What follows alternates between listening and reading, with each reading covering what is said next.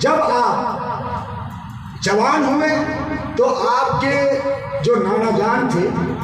بچپن ہی میں والدہ چلی گئی، پھر کچھ سال کے ہوئے تو والد بھی جو ہے دنیا سے رخصت ہوئے، اس کے بعد نانا جان نے آپ کو جو ہے نوکری پر لگایا۔ کون سی نوکری پر؟ کیونکہ آپ کا جو خاندان تھا، آپ کے ابا، آپ کے دادا، آپ کے نانا، سب اس وقت سپاہ گیری میں تھے، سب سپاہی تھے، سپاہی گزرے ہیں اور سپاہ گیری کرتے تھے۔ اب کچھ اس میں سے جو ہے آپ کے نانا جو ہے انگریز گورنمنٹ کے سپاہی تھے۔ کس کے سپاہی تھے؟ انگریز گورنمنٹ کے۔ اب نانا نے بھی آپ کو انگریز گورنمنٹ کا سپاہی بنا دیا۔ دیکھو بھائی، یہاں سے انگریزوں کے ذہن میں جو میں نے کہا تھا کہ انگریزوں کو یہ بھی پتا تھا کہ مسلمانوں میں کچھ بندے ایسے بھی ہوتے ہیں، تو اللہ تبارک و تعالیٰ نے بابا تاج الدین تاج الاولیاء رضی اللہ تعالیٰ عنہ سے وہ جو سپاہ گیری کا کام لیا انگریز گورنمنٹ کا، تو وہ بھی انگریزوں پر رعب و دبدبے کے لیے آگے بات آئے گی۔ تو آپ کو جو ہے کامٹی سے آپ کی ڈیوٹی لگی آگے ایک علاقے میں، تو وہاں آپ ڈیوٹی کے لیے تشریف لے گئے بابا تاج الدین۔ تو وہاں پہ حضرت داؤد مکی رحمۃ اللہ علیہ کا مزار جو ہے مشہور تھا، تو وہاں پر آپ جو ہے روزانہ زیارت کے لیے، دن میں آپ نوکری کرتے اور جیسے ہی سورج غروب ہوتا بابا تاج الدین زیارت کے لیے حضرت مکی رحمۃ اللہ علیہ کے مزار پر پہنچتے اور وہیں پوری رات گزارتے۔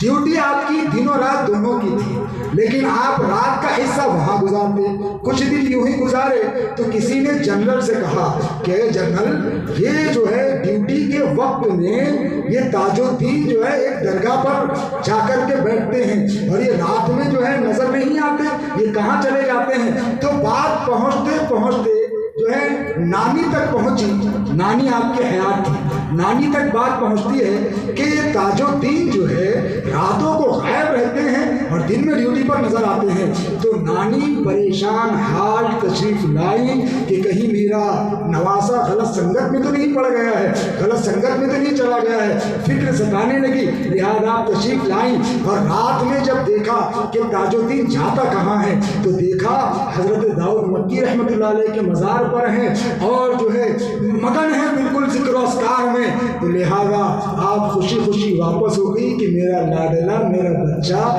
کہیں اور نہیں بلکہ ایک اللہ کے ولی کی خدمت میں بیٹھا ہوا ہے، لہٰذا آپ کے دل کو سکون ہوا۔ اب انگریزوں نے دیکھا کہ یہ رات کا حصہ کہاں جو ہے گزارتے ہیں، کون سے ولی کی مزار پہ جاتا ہے اور جو ہے ڈیوٹی کا وقت یہ ضائع کر رہا ہے۔ تو جو جنرل تھا وہ جنرل جا کر کے دیکھنے لگا کہ یہ جو ہے بالکل نماز پڑھ رہے ہیں اور نماز کے بعد یہ مراقبے میں بیٹھ گئے ہیں، تو اس نے کچھ کہا تو نہیں، کہا کہ اس کی ڈیوٹی تو فلاں گیٹ پر لگی ہوئی ہے اور یہ یہاں پر جو ہے وقت اپنا برباد کر رہا ہے، لہذا چلو۔ اب وہ جا کر شکایت کرنے ہی والا تھا کہ اس گیٹ کے پاس سے گزر ہوا جس گیٹ پر بابا تاج الدین اولیاء رضی اللہ تعالیٰ عنہ کی ڈیوٹی لگی ہوئی تھی، تو کیا دیکھتا ہے کہ تاج الاولیاء وہاں کھڑے ہوئے ہیں، ڈیوٹی پر وہ موجود ہیں۔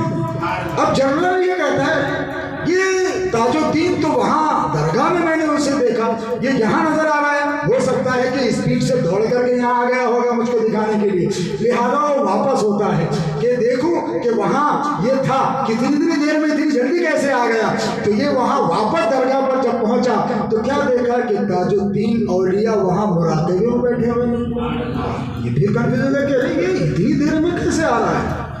لیکن اب تو پکڑ ہوا، یہ پھر گیا، پھر جا کر کے دیکھا تو بابا تاج الدین اولیاء وہاں کھڑے ہوئے، کہا کہ یہ کیا ماجرا ہے، پھر تسلی نہیں ہوئی دل کو، پھر واپس گیا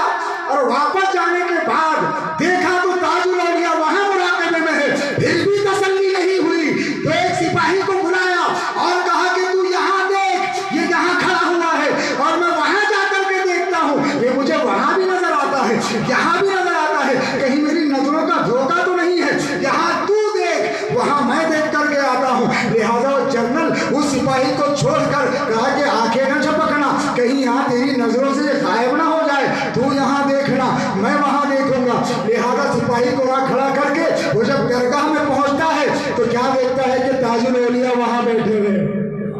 اور جب واپس آتا ہے سپاہی سے پوچھتا ہے کہ یہ تو یہاں کھڑے ہوئے ہیں، کہا کہ تو نے پلک تو نہیں جھپکی، کہا کہ نہیں۔ جب پھر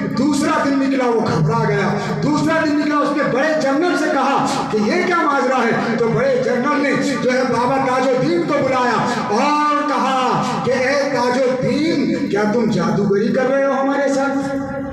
تم ایک ہی وقت میں نماز بھی پڑھتے ہو